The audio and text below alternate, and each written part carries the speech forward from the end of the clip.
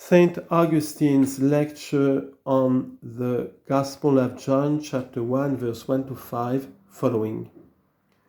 Therefore, brethren, may this be the result of my admonition, that you understand that, in raising your hearts to the Scriptures, when the Gospel was sounding forth, in the beginning was the Word, and the Word was with God, and the Word was God, and the rest that was read, you were lifting your eyes to the mountains. For unless the mountains said these things, you would not find out how to think of them at all. Therefore, from the mountains came your help, that you even heard of these things, but you can't yet understand what you have heard.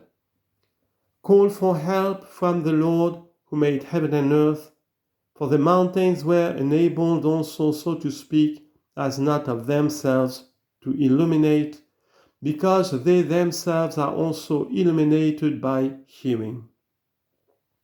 Thence John, who said these things, received them, he who lay on the Lord's breast, and from the Lord's breast drank in what he might give us to drink. But he gave us words to drink. You ought then to receive understanding from the source, from which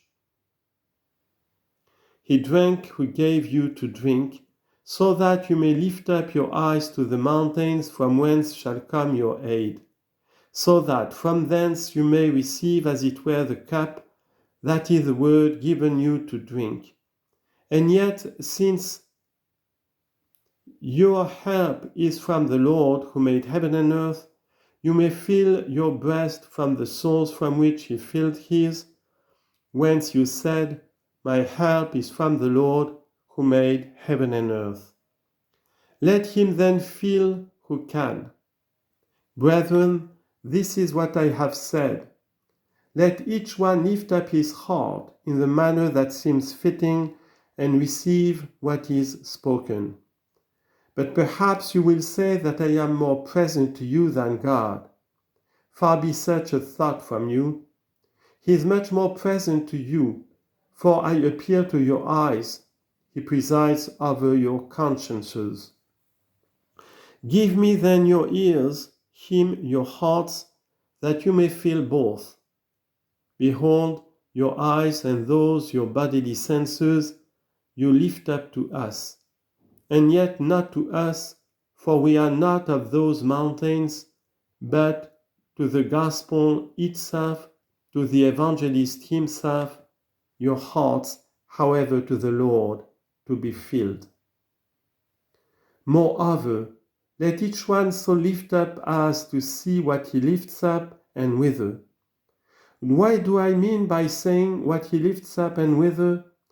Let him see to it what sort of a heart he lifts up, because he is to the Lord he lifts it up, lest encumbered by a load of fleshly pleasure, it fall ere ever it is raised. But does each one see that he hears a burden of flesh? Let him strive by continence to purify that which he may lift up to God, for blessed are the pure in heart, because they shall see God. Matthew chapter 5, verse 8. But let us see what advantage it is that these words have sounded. In the beginning was the Word, and the Word was with God, and the Word was God. We also uttered words when we spoke. Was it such a word that was with God? Did not those words which we uttered sound and pass away? Did God's word then sound and come to an end? If so, how were all things made by it, and without it was nothing made? How is that which it created ruled by it, if it sounded and passed away? What sort of a word, then, is that which is both uttered and passes not away? Give ear, my beloved, it is a great matter. By everyday talk, words here become despicable to us, because through their sounding and passing away, they are despised, and even nothing but words. But there is a word in the man himself which remains within, for the sound proceeds from the mouth.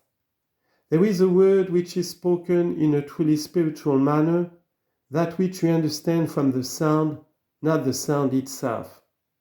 Mark, I speak a word when I say God. How short the word which I have spoken, 4 letters and 2 syllables. For the word Latin Deus. Is this all that God is, 4 letters and 2 syllables? Or is that which is signified as costly as the word is paltry? What took place in your heart when you heard God?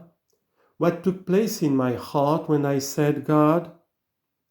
A certain great and perfect substance was in our thoughts, transcending every changeable creature of flesh or of soul.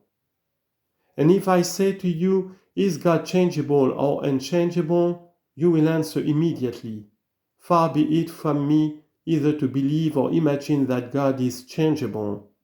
God is unchangeable. Your soul, thou small, thou perhaps still carnal, could not answer me otherwise than that God is unchangeable.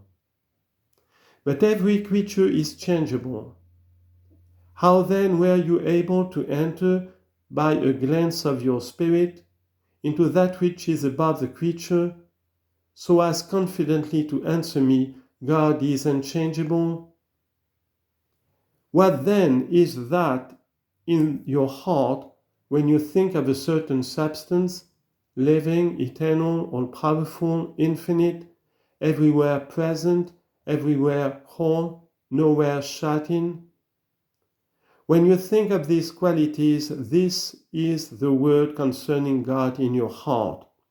But is this that sound which consists of 4 letters and 2 syllables? Therefore, whatever things are spoken and pass away are sounds, are letters, are syllables. His word, which sounds, passes away. But that which the sound signified and moves in the speaker as he thought of it, and in the hearer as he understood it, that remains while the sounds pass away.